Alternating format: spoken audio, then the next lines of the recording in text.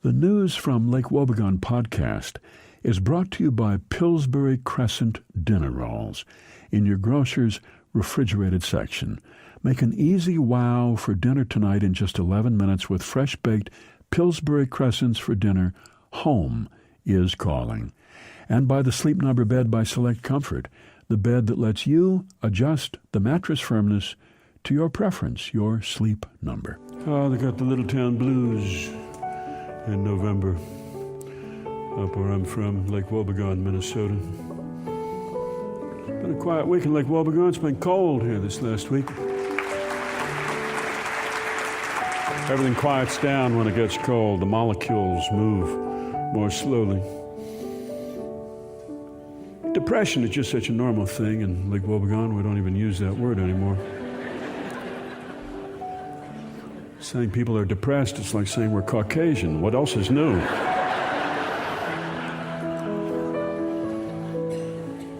Well, we'll get over it. We'll be okay. Calendar lady, naked on the wall, over my workbench here, you make my heart pound dear, make my skin crawl. Here it is winter,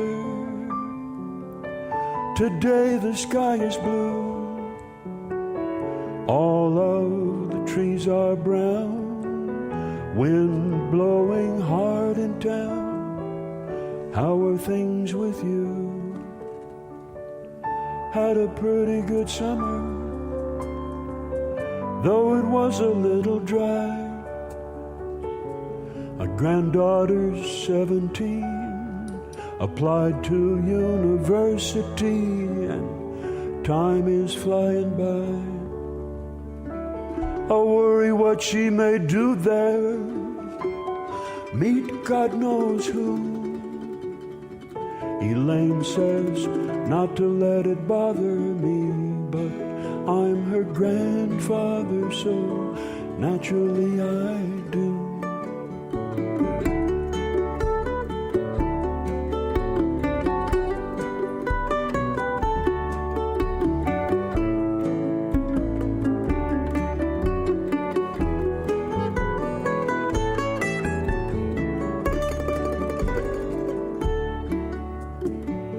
Never cared for winter, I hate to see the sun at 4 o'clock sink in the west, and of course I get depressed, not much to be done. Elaine sits in the kitchen, she doesn't look at me. We don't talk much, she and I, just good morning and goodbye. And what's that on TV? The kitchen smells of strawberries, she's been making jam. I just sit around and watch, don't say much, I just drink my scotch. I'm just an old retired man. Nothing much I need to do, just keep the sidewalk clear. Each hour lasts a day, slowly life ebbs away. I wish you were here.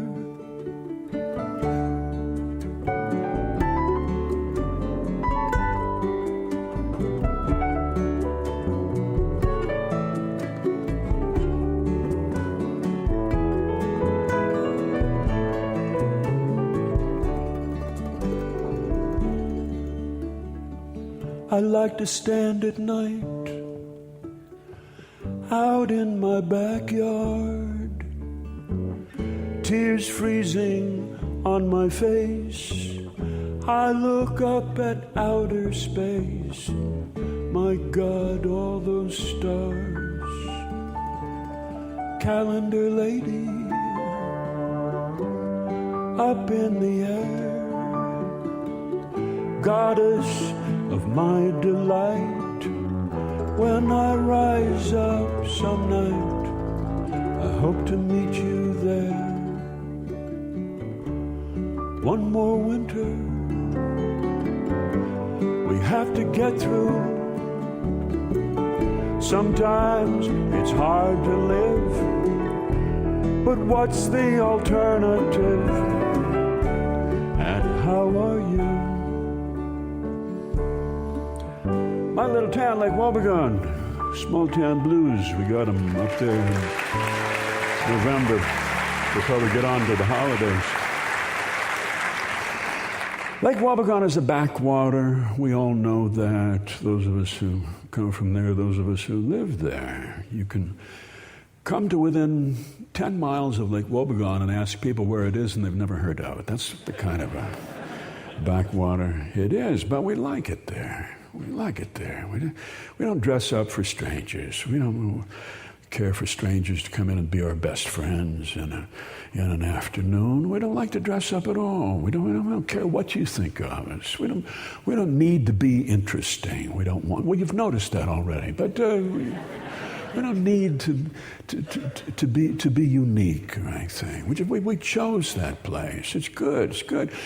Just a couple hours south of Lake Wobegon is the cities where people take a great deal of time and effort. Personality is a full-time job down in the cities. People go all out to they wear lights in their hair and they walk around with sparklers and platform sandals and bright red plastic shorts. I mean, just to do anything to get attention and to be noticed by other people. We don't care for that so much. So we live up in Lake Wobegon. Now out in North Dakota, out to the west of us, is this great vastness. It's much bigger than it appears on the map. It's like the Gobi Desert, actually. It goes on for thousands of miles, North Dakota, just enormous. And people get lost out there. They're on their way to Montana, and they get out to the middle of North Dakota, and they lose radio contact, and they lose cell phone contact, and they become disoriented, and pretty soon they wind up as part of a nomadic tribe of people who are just wandering around and following the northern lights, and they're camping out there in pup tents, and they speak their own language eventually. It's a language called Nodak, in which there are no adjectives at all, and the past perfect subjunctive is not part of the grammar, the language of regret. If only we had, if only we had gone, if only they had come, and so forth. They don't speak that in North Dakota. So here we are in Lake Wobegon, and we have this bustling, flashing, dashing metropolis 2 hours to the south of us. And we have this great vastness, this great emptiness off to the west. And so we plant ourselves here. But it gets hard this time of year. It gets very hard, and the small town blues come down on people. Darlene at the Chatterbox Cafe, feeling down this week because she was so close to 125 pounds, which is what she told the guy from Maplewood she weighed when she met him in the chat room online. Actually, she weighed 142, but that's within sight of 125. She could have gotten there. She had already lost a lot of weight, but she went off for a weekend with her chums in St. Cloud, and just one thing led to another, and before you knew it, she was 150 pounds in just a little more than one weekend.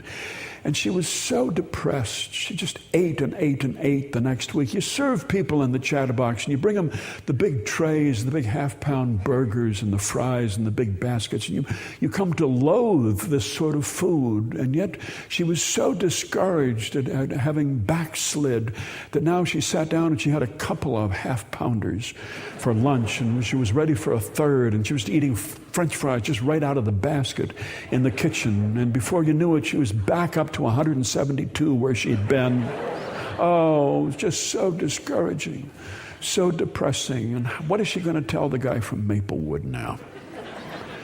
Bud, the village maintenance man, was putting in the Christmas decorations up over Main Street, had the cherry picker out, 81 years old, and there he is. He's 35 feet up in the air. Just makes your heart stop. Just, you okay up there? Yeah. He said, yeah. Yeah, I'm okay. I didn't mean to be doing it again this year, but who else is going to do it? I was going to have Raymond, my cousin, come and help me, but he just took off. You know the way young people are nowadays. Don't say a word to you. He just got a better offer down in Tampa, Florida. So he took off, and he was the only one who really knew how all of this stuff goes. There he is. He's way up on the cherry picker. He's hanging in the little town of Bethlehem, and the big stars are there, and the angels, and they're made out of iron. They're hanging on cables up over the street, and he's attaching the bulbs to them. Yeah, he said, they said, you want to hire help? No, I don't need to hire help. By the time I get them trained in, I might as well do the whole thing myself. So here I am. I didn't know I was going to be doing it again. Boy, it's cold. That wind just bites right through you. Yeah, the wife, she wanted to go down to Tucson, Arizona. I said, no, I got to put on the Christmas decorations this year. Oh, she said, let somebody else do it. You've done that for 46 years. I said, who's going to do? Oh, she said, they'll find somebody if you don't go. Well, I said, yeah, sure, they'll find somebody. And then it'll fall down and it'll kill somebody. That Star of Bethlehem, that could slice right through somebody, cut you right in half, right here on Main Street. Now, who would they blame if that happened? No, they'd be blaming me. No, I didn't want to do it. You walk away from Bud while he's doing a job, and he just goes on talking. He doesn't stop. You can walk all the way down to the end of the block, down to the chatterbox, and you turn the corner, and you still hear his voice up there on the cherry picker. It's like an engine that won't quite won't quite start. It's the sound of the small town blues. It's the sound of people complaining, which we hear in Lake Wobegon. Arlene Bunsen been saying over and over and over again that she wasn't going to do Christmas this year. She is the queen of Christmas. Her Christmases, you could photograph those, put them in a magazine. She does amazing Christmases. Her husband, Clarence, just stunned that she wouldn't do Christmas this year, but at least they have Thanksgiving. Well, now she may not do Thanksgiving, you see, because her daughter, Barbara Ann Bunsen, is not going to be coming up from Chicago, nor her son Dwayne down in Houston. He's not, well, he never comes anyway. But Donna might have come from San Diego, but she's not going to come. So it'll just be Arlene and Clarence, because Barbara Ann has been busy down in Chicago. She's in marketing. And her husband, Bill, and she have now reunited after their sixth or seventh separation. This last one had gone on for about 2.5 years. So they're back together. So now they feel they should spend Thanksgiving together. And she's got this big account down there. She's been working on the Kool-Aid account for about 20 years. Kool-Aid lost a lot of market share during Jonestown. When it became associated with mass suicide. And Barbara Ann took it on. And it's just a sugary, fruit-flavored drink. And she took it on, and she renamed it KA21.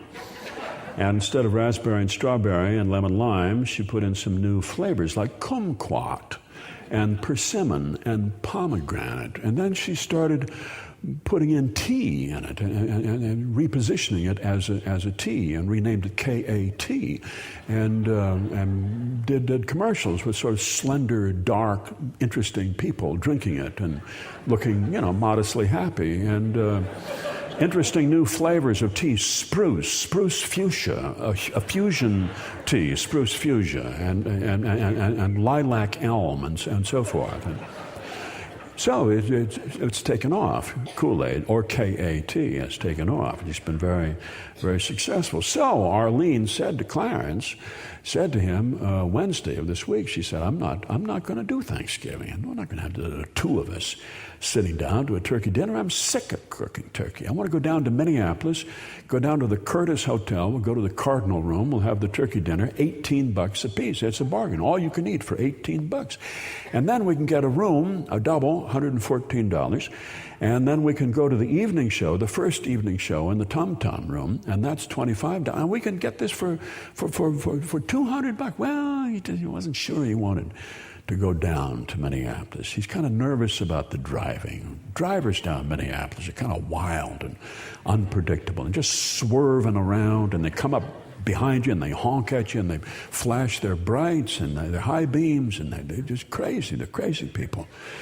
Well, she said, we'll take a bus. We'll take a bus from St. Cloud. You don't need to drive. I want to go down there because the Johnson girls are entertaining in the Tom Tom Room, and Arlene is related by marriage to Rhonda Johnson, and she's followed their career for years, and this is a big deal for them. They're in their mid-50s, and to play the Tom Tom Room at the Curtis Hotel in Minneapolis, this is the epitome.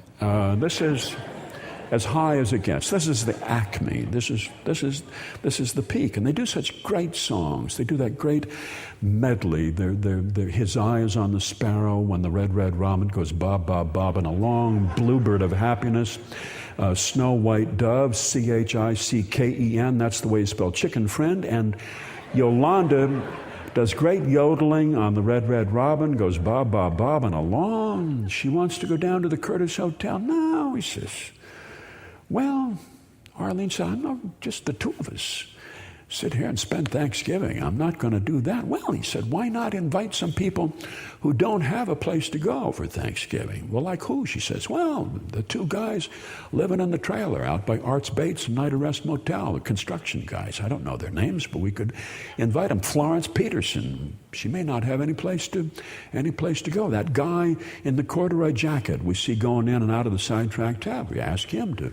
Well, she said, sure, fine. You want to do that? Then you cook the Thanksgiving dinner yourself. I'm not going to make it. No, he said, no, you don't want to do it. You don't want to do it, then we won't do it. And we'll do whatever you... No, she said, we'll do it. You want to do it? You go ahead and cook it, she said. I just, can't imagine sitting here with people we don't know, and Esther Peterson, she smells bad, and she hasn't had a good thing to say about anybody in years, but if that's what you want, I just think we could have a wonderful Thanksgiving down at the Curtis Hotel in Minneapolis. Well, he says, the Thanksgiving that I remember the best wasn't one that anybody had planned. It was the one where the dog threw up in the kitchen and we just couldn't get the smell out, and so nobody was hungry, and we took the kids down to the Chatterbox Cafe, and we had hamburgers for Thanksgiving, and then this big busload of people came in, and they were a busload of people from North Dakota. They were on their way to the cities, and they were in a festive mood, and the bus, had to get a new battery, and so they sat around, and then we started singing Red River Valley, and we started singing My Old Kentucky Home. Weep no more, my lady, oh, weep no more today. We will sing one song for the old Kentucky home, for the old Kentucky home far away. And we remembered that it was Aunt Lois's favorite song. And so we put the kids in the car and we drove up to the Good Shepherd home, and we got up there, and a miracle, Aunt Lois had emerged from the coma that she had been in for 6.5 months. She was sitting up in bed and smiling at us, and we went up and we sang My Old Kentucky Home to her, and she looked at us and she said, who are you? And then she died. That was a great Thanksgiving. Well, Arlene says, if that's what you want, if you want to have a bunch of people we don't know over for Thanksgiving, you go right. No, he says, I'm calling the Curtis Hotel right now and make a reservation. No, she said, that's so selfish of me to want to do that. It's way too expensive. We don't need to do it. We'll just stay right here. No, he says, I've got the Curtis Hotel on the phone right now. You want a double or do you want a suite? It's an old argument. It's gone on over and over, year after year, between Clarence and Arlene, each of them trying to do what he or she thinks the other one wants. And what's going to happen is what usually happens. We have our choice. We could go down to the cities and pay hand over fist for things we don't really need or want, or we could go out to North Dakota and we could become lost forever. And probably we'll just stay right where we are in Lake Wobegon, Minnesota, where all the women are strong, all the men are good looking, and all the children are above average. The News from Lake Wobegon podcast is brought to you by Pillsbury Crescent Dinner Rolls in your grocer's refrigerated section. Make an easy wow for dinner tonight in just 11 minutes with fresh-baked Pillsbury Crescents for dinner. Home is calling.